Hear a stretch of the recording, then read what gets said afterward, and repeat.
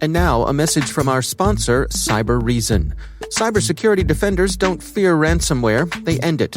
With CyberReason, defenders detect and stop ransomware that even others miss. A promise backed by their $1 million breach warranty.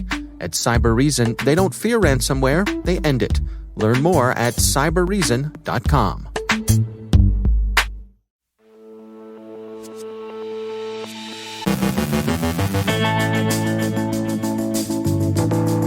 The Taliban has effectively taken control of Afghanistan, and the fall of Kabul is likely to have a quick near-term effect on all forms of security. The Indra Group's actions against Iranian interests suggest the potential of non-state politically motivated actors. Crooks return almost all the money rifled from DeFi provider Poly Network. A new C2C service tells hoods if their altcoin is clean. DeepBlueMagic is a new strain of ransomware. Chris Novak from Verizon on advancing incident response. Rick Howard is taking on Orchestration in this week's CSO Perspectives podcast. And T-Mobile investigates claims of a data breach.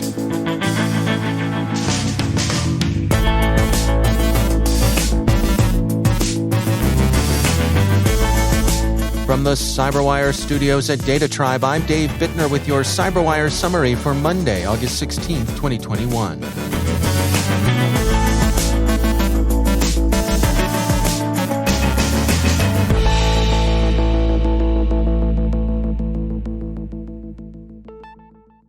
The Taliban yesterday took Kabul and announced from the presidential palace the restoration of the Emirate of Afghanistan.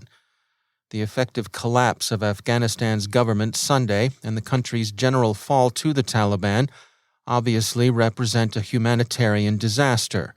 U.S. President Biden intends to address the fall of Kabul later this afternoon. The details of the Taliban's swift return to power after the withdrawal of U.S. forces are beyond the scope of our coverage, but the implications of the fall of Kabul for cybersecurity will become clearer over the coming weeks. ABC News reports that from the U.S. point of view, it seems to have been more policy failure than intelligence failure, or at least an intelligence failure in the sense that, as sources in the U.S. intelligence community said, anonymously, that their assessments were disregarded. General Sir Nick Carter, chief of the UK Defence Staff, told ABC News that the situation would inevitably embolden Islamist radicalism both in Afghanistan and elsewhere. If we end up with a scenario where state fractures and you end up essentially with a security vacuum, then there's absolutely the ideal conditions for international terrorism and violent extremism to prosper yet again. Go to ABC News and listen to the entire interview. The Taliban's ascendancy may also augur an increase in newly emboldened Islamist activity in cyberspace. Historically, that had been largely concentrated on recruitment and operational planning, then on radicalization and inspiration, and of course on website defacement. Website defacement is unlikely to rise above the nuisance levels it achieved earlier. Whether sufficient talent has or will be attracted to the movement to mount more disruptive or destructive attacks remains to be seen. And of course, a surge in radical inspiration in cyberspace can be expected to follow any Islamist success, and the fall of Afghanistan is a major Islamist success indeed.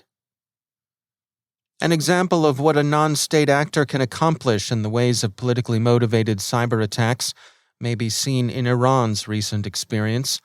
Security firm Check Point has more on the Indra Group, an Iranian opposition group it believes to have been responsible for recent cyber attacks affecting Iran's rail system. Some of the effects amounted to taunting defacement in station message boards, but Check Point says that there was more to it than that. The group deployed wipers against some of its targets, and the code suggests that they were also behind operations against a range of companies in Syria during 2019 and 2020. The company said, quote, Check Point analyzed artifacts left by the cyber attack on Iran's train system, learning that the attack tools were technically and tactically similar to those used in malicious activity against multiple companies in Syria, end quote. The New York Times thinks the incidents illustrate the growing capability of non-state actors. Quote, an opposition group without the budget, personnel, or abilities of a government could still inflict a good deal of damage, end quote. The Wall Street Journal reports that the thieves have returned almost all of the over $600 million taken from Poly Network. All but about $33 million has been returned, with the outstanding balance entirely in Tether tokens that Tether had frozen in an attempt to recover its funds. Reuters confirms that Poly Network has offered the hackers a $500,000 bug bounty. The company has also publicly thanked the hacker, whom they refer to as Mr. White Hat, for helping them improve their security. A question: is this a case in which the distinction between a bounty and an extortion payoff amounts to a distinction without a difference? It seems unlikely that a criminal would swap $600 million for $500,000, so the crooks may have felt the approach of the law and decided that discretion was the better part of valor. On the other hand, $500,000 is an awfully big bounty. We imagine that there's more to this story.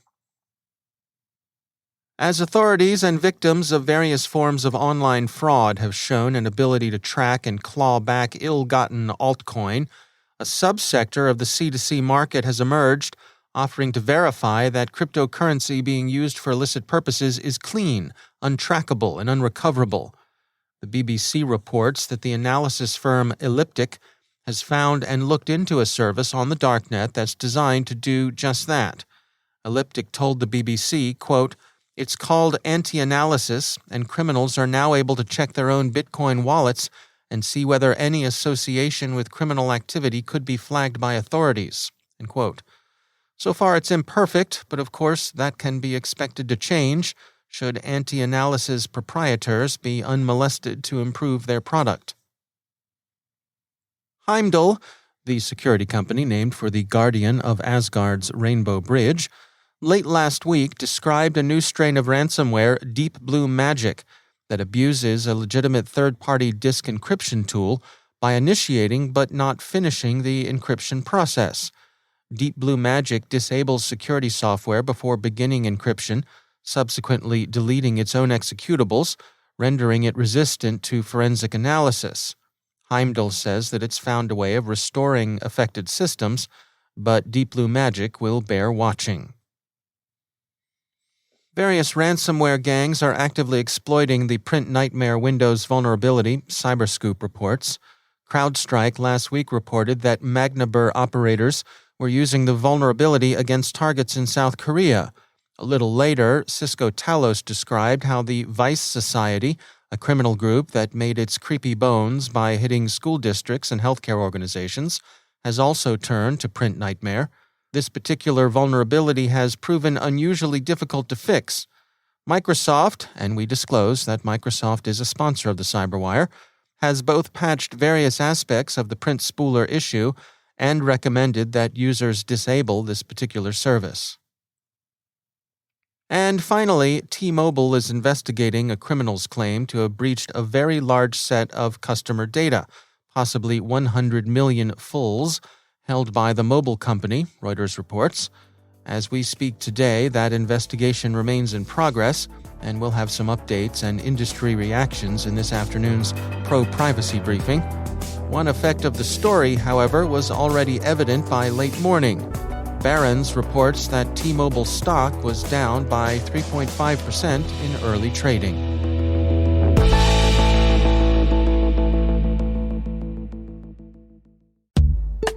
It's time to take a moment to tell you about our sponsor, Recorded Future.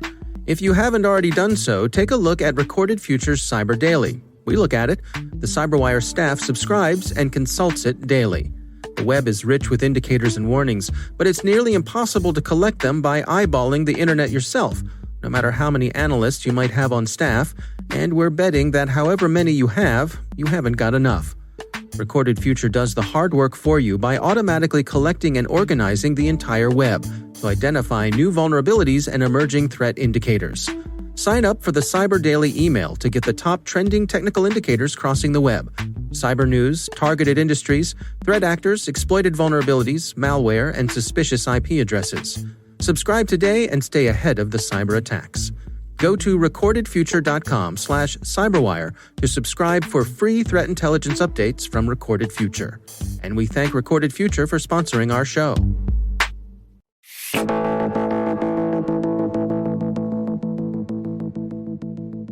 And joining me once again is Rick Howard. He is the CyberWire's Chief Security Officer, also our Chief Analyst. But more important than any of that, he is the host of the CSO Perspectives podcast, which is part of CyberWire Pro. Rick, it's always great to have you back. Thanks, Dave. I appreciate that. So on this week's CSO Perspectives, you are talking about orchestration. Now, I'm going to go out on a limb here and assume that you have not replaced Dimitar Nikolov as the musical director for the Philharmonia Orchestra in our great city of Baltimore. So what exactly is going on here, Rick? Well, you're right about that, Dave. I had just under 3 years, count them, 3 of my mom force marching me to accordion lessons when I was just a wee lad. So I'm sorry. Yeah, I know. Oh, boy. Unless we want to, the people of Baltimore want to hear a 55-year-old rendition of it. That's amore, okay? I think it's best that I stay off the stage. Where the young ladies lined up around the block when they heard you playing the accordion, I can only imagine. They absolutely did, yeah. And yes, I want to make that perfectly clear to everybody. I said accordion lessons. Yes, that was accordion. Well, I learned something new here today. And in addition to the endless pit of talent that you bring to the CyberWire, which never ceases to amaze me, what exactly is going on here when we're talking about orchestration? Yeah, we're talking about orchestrating the security stack. And so how do you maintain and update with high velocity all of that software and hardware you're using to implement things like, zero trust and intrusion kill chain prevention, resilience, and risk forecasting? Well, I'm no expert when it comes to these things, but are you saying to me that security people shouldn't just remotely log into these systems and just start making changes manually? Rick, come on. What is the better way?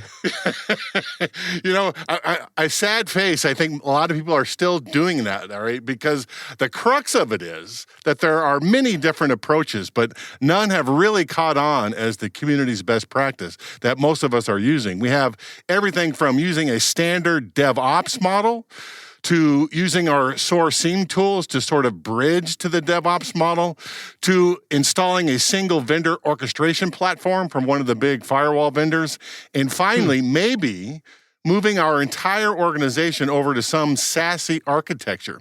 And I realized that I just threw a metric ton of acronyms at everybody, all right? So, but if they want to find out what all that means, they should just come listen to the show. All right.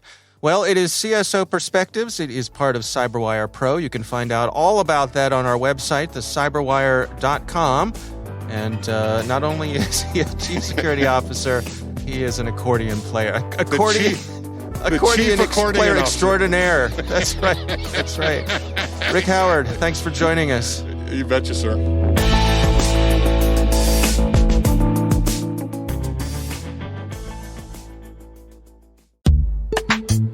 And now, a word from our sponsor, KnowBe4. There's a reason more than half of today's ransomware victims end up paying the ransom. Cyber criminals have become thoughtful, taking time to maximize your organization's potential damage and their payoffs. After achieving root access, the bad guys explore your network, reading email, finding data troves, and once they know you, they craft a plan to cause the most panic, pain, and operational disruption. Ransomware has gone nuclear. The folks at KnowBe4 have an upcoming webinar that'll get you up to speed on ransomware. In this webinar, you'll find out why data backups, even offline backups, won't save you, why ransomware isn't your real problem, and how your end users can become your best last line of defense. Go to knowbe4.com/ransom to learn more about the webinar. That's knowbe4.com/ransom. And we thank KnowBe4 for sponsoring our show.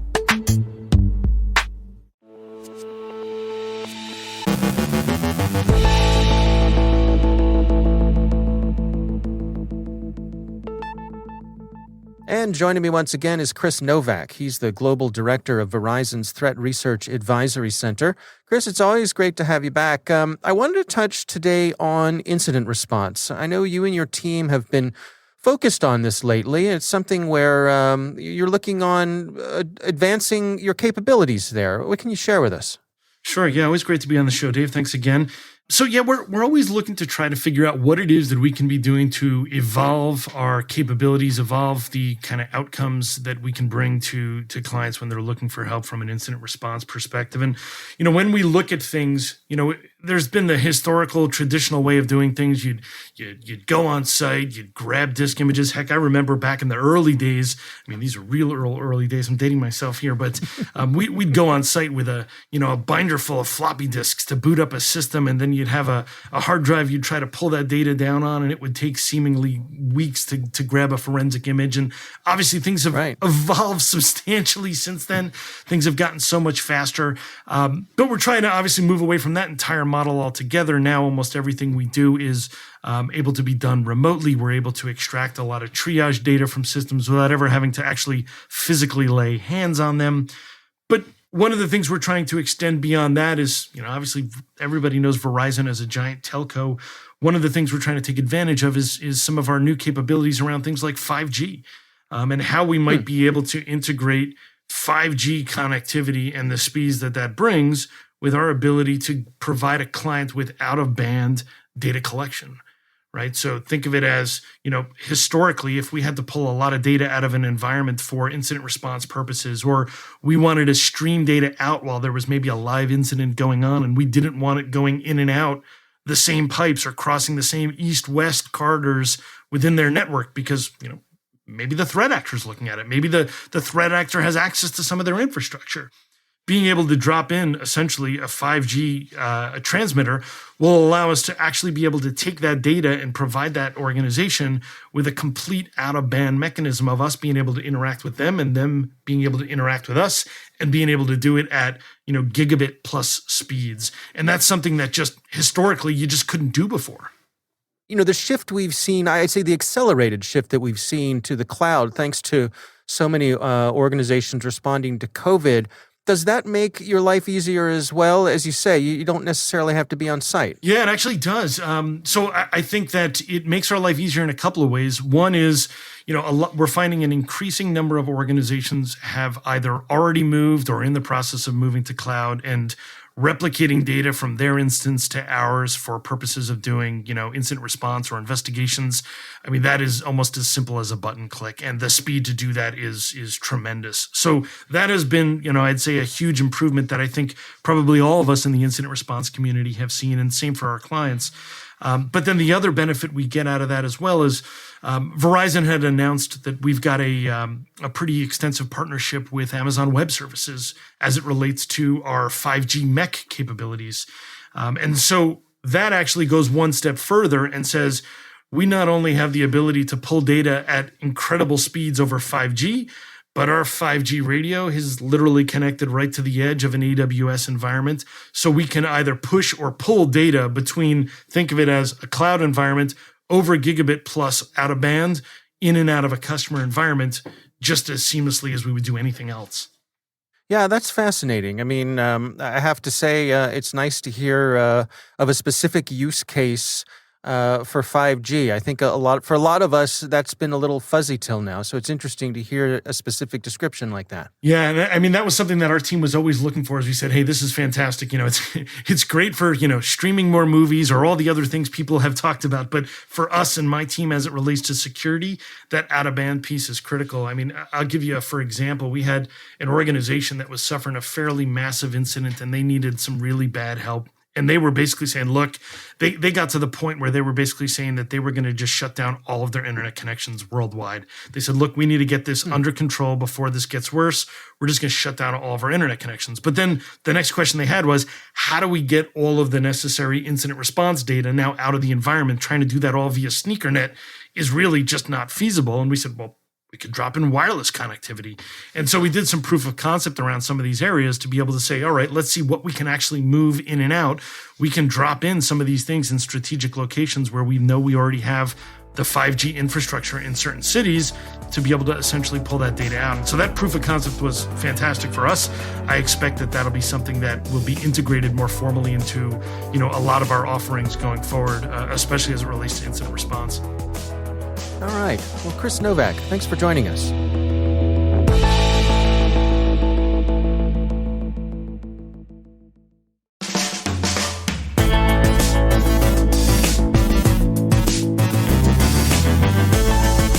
And that's the CyberWire.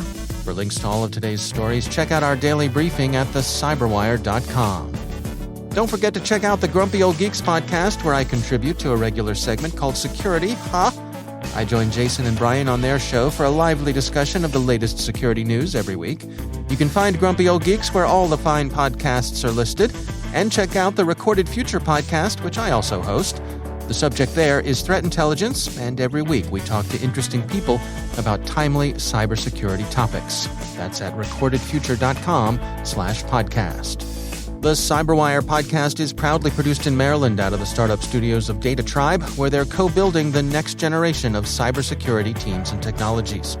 Our amazing CyberWire team is Elliot Peltzman, Trey Hester, Paru Prakash, Justin Sabi, Tim Nodar, Joe Kerrigan, Carol Terrio, Ben Yellen, Nick Pilecki, Gina Johnson, Bennett Moe, Chris Russell, John Petrick, Jennifer Iben, Rick Howard, Peter Kilpie, and I'm Dave Bittner. Thanks for listening. We'll see you back here tomorrow.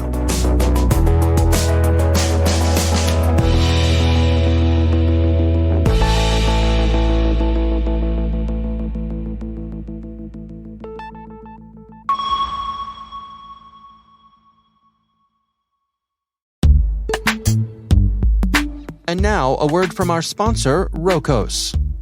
VPN is one of the oldest, most stable, and commonly used networking technologies. It securely connects remote sites to increase productivity and allows employees to work from home during times like COVID. However, in today's VPN from all networking companies, there are limitations coming from the use of private IP addresses, or carrier-grade network address translation, also known as CGNAT. Thanks to Rokos' recent patent-pending invention called OmniVPN, these limitations are now gone. Network administrators and remote users can easily connect to any remote location, including cellular and satellite routers, without any limitations coming from ISPs and mobile operators. OmniVPN is a click-and-connect technology which does not require any complex setup. Even companies without an IT department can easily set up OmniVPN in minutes. OmniVPN is available on all Rokos core appliances, which are cloud-managed and provide automatically updated cybersecurity and real-time alerts. For more information, please visit Rokos.com. That's ROQOS.com. And we thank Rokos for sponsoring our show.